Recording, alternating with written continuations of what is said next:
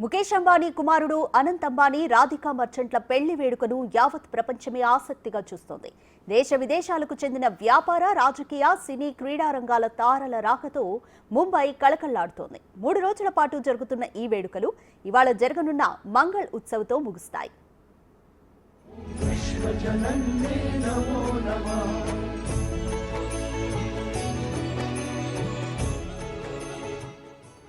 నిన్న జరిగిన శుభ ఉత్సవ్ కార్యక్రమానికి ప్రధాని మోదీ సైతం హాజరయ్యారు. ఆ తర్వాత నూతన వధూవరులను ఆశీర్వదించారు.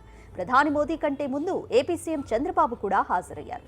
చంద్రబాబు సతీ సమేతంగా అనంత్ అంబానీ, రాధికల వివాహ రిసెప్షన్ కు వెళ్లారు. ఇక ఏపీ డిప్యూటీ సీఎం పవన్ కూడా ఈ వేడుకకు హాజరై కొత్త దంపతులను ఆశీర్వదించారు.